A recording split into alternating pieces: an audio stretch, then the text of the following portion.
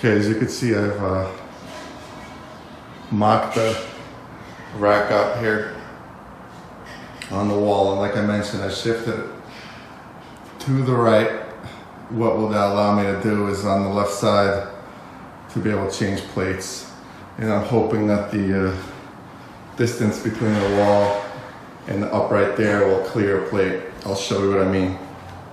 Let's put some J-hooks on, and hopefully just leaning up against the wall can support a bar.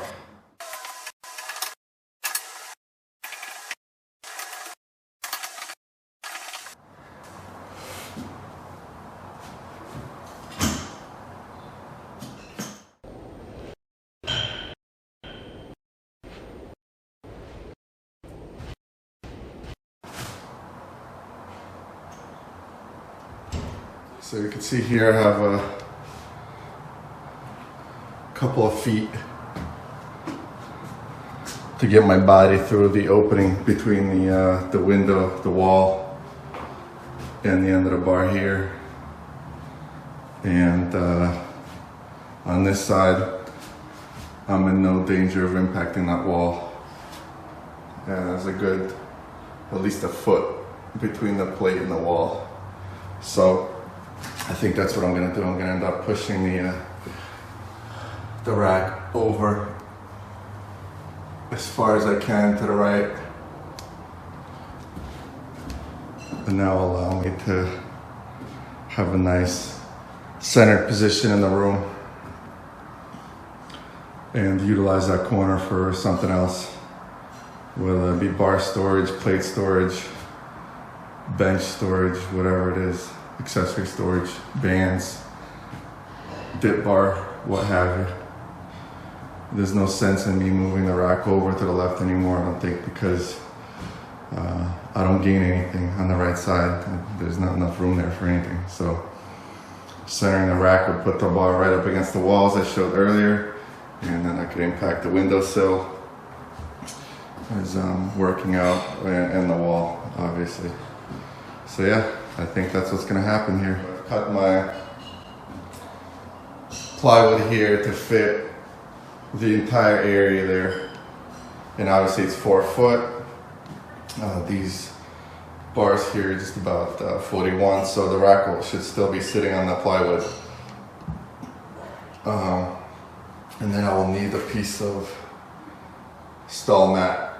That's the plan right now for this area here. So when I'm deadlifting or dropping the bar on the floor, placing the bar on the floor, there'll be something under the plates on the right side here, and there'll be a stall mat all across the front of the rack here. That's the plan. Here are the stud finders that I used. This is the one that worked the best. This is a magnetic stud finder from C.H. Hansen's Amazon, about 10 bucks I think. And what it does is it finds where the drywall contractor nailed the drywall sheets to the studs. So it finds the screws or the nails that go right into the studs. And obviously if there's a nail there, there's a stud there. So this thing worked excellent. On the other hand, this is the one I originally had, the Stanley stud sensor 100, pure garbage. Don't use this. This is just crap. It's another cheap stud finder, but it uses batteries and it looks for a stud through the wall. So the nice feature on this one is it could tell you if there's electricity in your wall, but as far as finding studs, very mediocre is what I would say. This one works great for finding studs.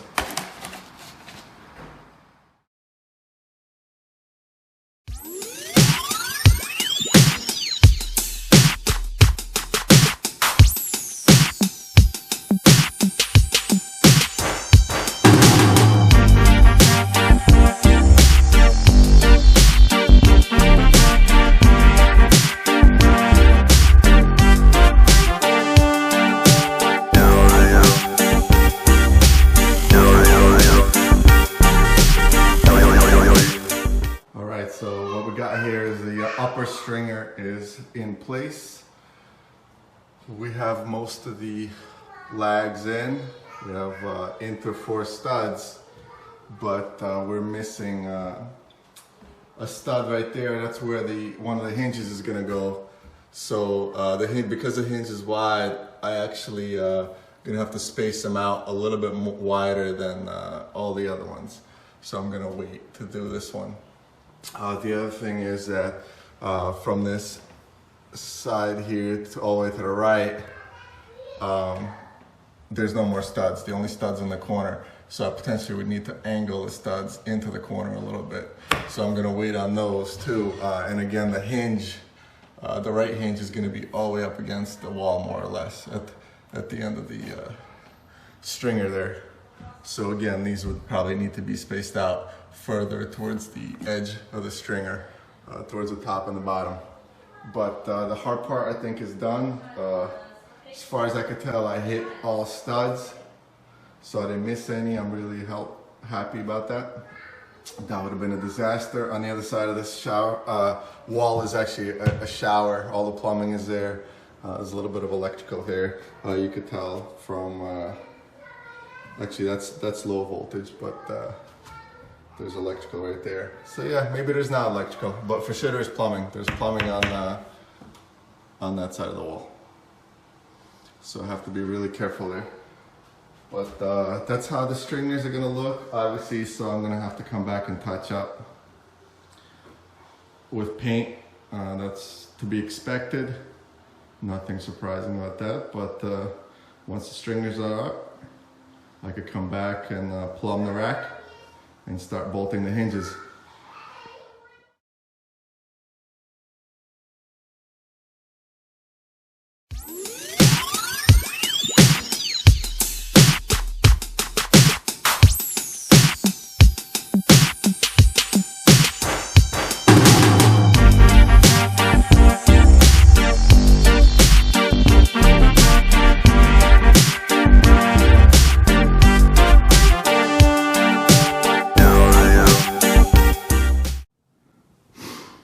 Okay, the bottom stringer is almost done. You can see I need to go pick up some more of the lag bolts. What I'm using to secure is these 3/8 by 4" long lag bolts, and then these 3/8" washers. So I need to hit one more stud, or maybe two more studs, and then I have 3 that I'm missing for the holes I already drilled. So go pick those up, and my stringers will be done. Then it'll be just a little bit of paint touch up, and the rack will go in.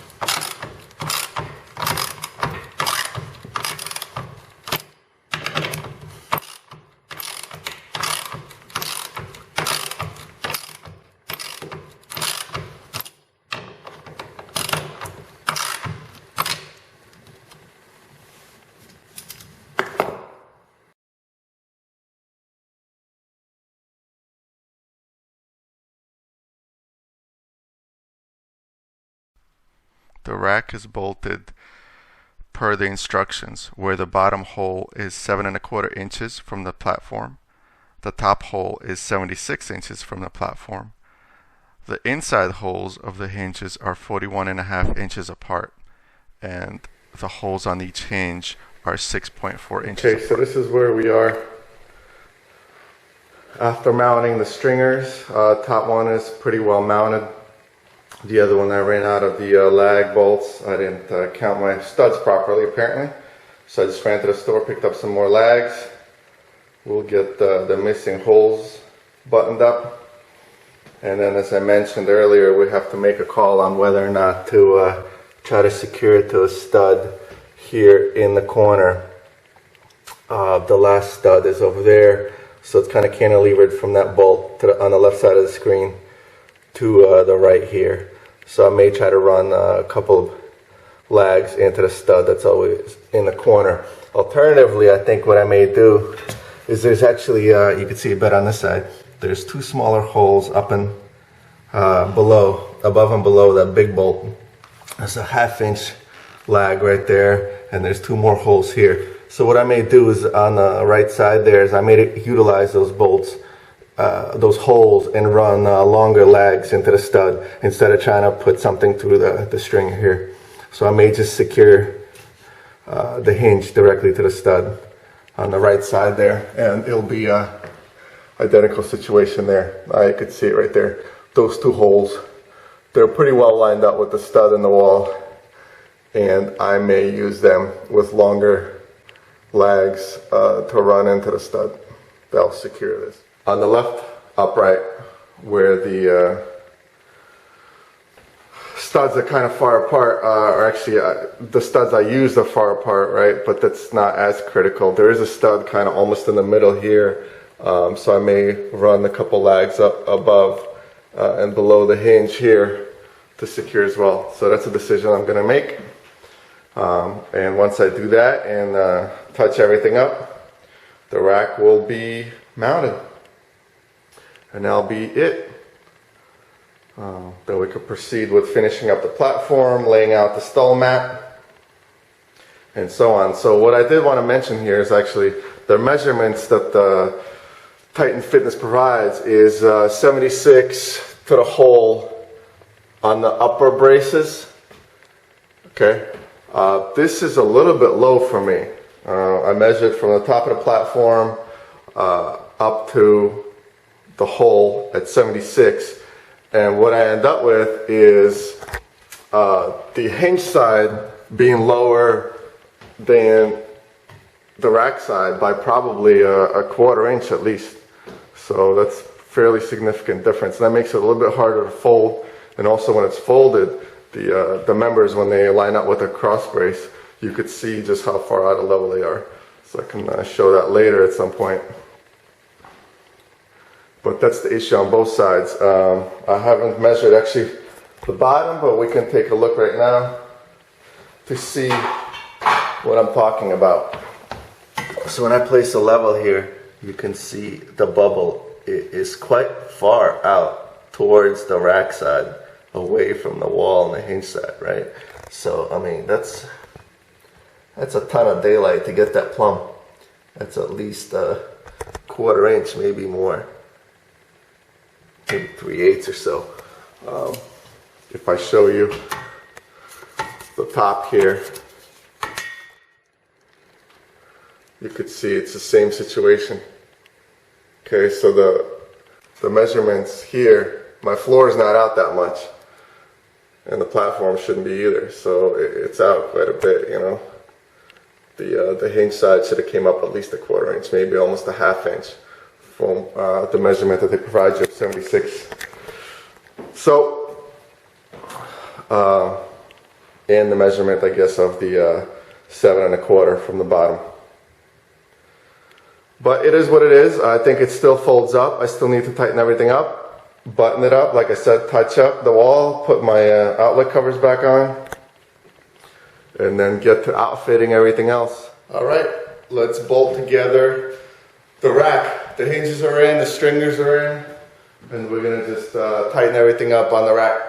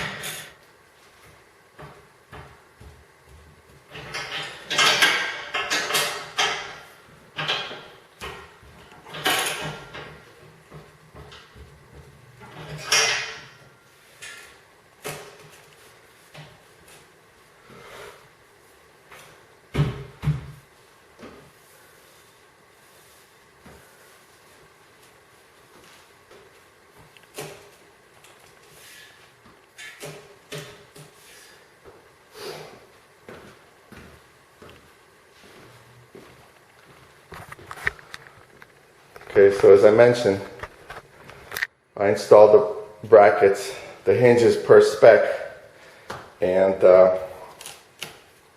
rack's not moving at all, either side. So now I have to figure out how to make adjustments to allow it to slide. Okay, so at the provided measurements of 76 inches off the floor for the top holes, it doesn't work. The rack's too tight to the floor. It does not swing open and closed. So what I'm going to try to do is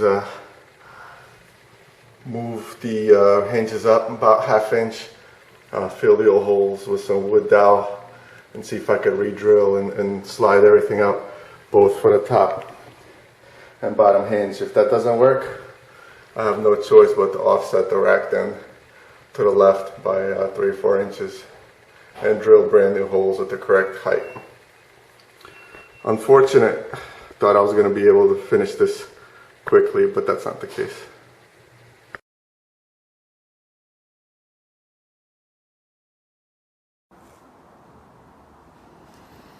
Alright guys, want to give you an update on the rack. It's installed and I've been using it for about 2 weeks now. So what ended up happening is, just as I described in the last segment, I filled the old holes with wood dowel, slid the hinges up about ½ inch, drilled new holes, and installed it. So the factory measurements do not in fact work. You have to go up a little bit from the stated measurements in the manual. All right, so the other thing I want to mention is that it's kind of hard, though. You probably won't be able to see it here, but it's just a little bit out of level. So that's also quite difficult to get the rack lined up exactly, right? And there's not a lot of wiggle room. Once you drill into your stringer and you put the bolts in, you're pretty much done. I mean, there's no up and down play, there's no side to side play. It is what it is at that point.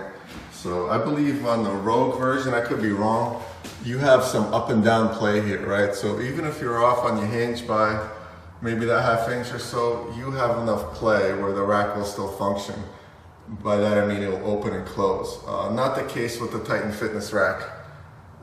It is what it is. Once you bolt it down, no up and down play whatsoever. So that's the update. The rack's functioning pretty good. It's quite solid. You could see some of the movement in it in my dip bar review. Right when I mount this on the upright and do dips, you could see it flex and rattle a little bit. But as far as bench and squats, things like that, it's perfectly stable for that. Pull-ups works great. So no complaints about that. The only thing I would say is that it's very wide. And so when you mount a bar on it, I think I mentioned in my other videos as well, the sleeves sit, right next to the J hooks here. So when you're going to re-rack the bar from a squat or a bench, you have to be exact, which is not that great, right? Especially on the bench where, a squat, you could step away from the rack and your plates, when they're on the bar, they'll clear the J hooks and you're squatting over here somewhere, so there's no issue. On the bench, your plates are much closer to the J hooks. And so I've had an instance where if I'm not aligned perfectly, I will actually hit the plate on the J hook itself. So be mindful of that. And huge pain in the butt to install. If I had to go back and do it all over again, between the stringers, getting those sanded, primed, painted, mounted, and to make it look nice here. Then mounting the rack in the imperfect way that it went on. If I had to go back, possibly I would strongly consider the Rogue version that comes with the stringers already. It's a much more finished look. It goes on, I'm sure, much easier than this one because once the stringers are mounted, you don't have to worry about locating the rack correctly. it will just mount to specific locations. And plus, like I mentioned, you have some play in the hinges on the Rogue one where it allows for some slop. You know, if you install it slightly imperfectly, it will allow you to move it around a little bit. At least that's what I believe. That's what I've seen in some other videos. Do your own research. Don't quote me on that. That being said, you know, for about half price and a lot of labor, yeah, it's gonna work out just fine. No issues here. Like I also mentioned in my other video that I upgraded to the skinny pull-up bar because this rack originally comes with the 2-inch fat pull-up bar. That's right there in the corner. And still trying to get used to it. I think I need to go with grip tape because this one's still slippery and it's tough to hang on to. You know, my grip sucks and I need all the help I could get with grip. So I think I need to put grip tape on it because it's still slick. Plus maybe some of the oil's rubbing off the new Titan Atlas bars. You could look at those reviews on my channel also. So maybe my hands are a little bit oily and that's not helping either. So there you go. That's kind of been the review or the installation video, I guess, with a little bit of feedback on how it's been going for the past couple weeks. I've been working out almost every day, just skipped a couple days. And yeah, it's working out fine, no issues, kind of as I expected. So, pretty happy with it, you know, besides all the known issues that I described, and you could see in other videos like the west side hole spacing, not having any labels on it, making the two very far apart J-hooks a bit tough to line up. Usually it takes a couple tries. The wideness of it, like I mentioned, making it difficult to re-rack the bar, and the installation issues of trying to get it plumb and at the right height. I know it seems like a laundry list of issues, and it is. I mean, it's a lot harder than I expected. I'm pretty handy, and I still struggle. You know, I snap bolts, trying to get the stringers installed there in the corner. I messed up on the height. It's not perfectly plumb, you know, so there's issues. I'm not gonna deny it, but all that being said, hopefully it gives me many workouts worth of service, and hopefully I'm happy with it. So I'm planning on continuing to buy Titan fitness equipment. Pretty much my whole gym is made up of Titan fitness equipment, including a 1,000-pound bench, the skinny pull-up bar, the wide dip station, the men's and women's Atlas bar, and soon to be their mass storage system. So look for that once that arrives. I've also ordered a curl bar from them, so I plan on doing a lot more videos. All right, thanks for watching, guys. Appreciate it. Let me know if you got any feedback, if I got something wrong here in installation videos. You know, feel free to correct me for the community. I don't mind. I'm open to constructive criticism. Thanks again, guys. Titan Fitness 41-inch folding rack. There it is. Loft Gym is coming together. Mirror, mass storage to get all my bumper plates off the ground here. Then a set of real dumbbells like power blocks. And I'll be off to the races. Thanks for watching, guys.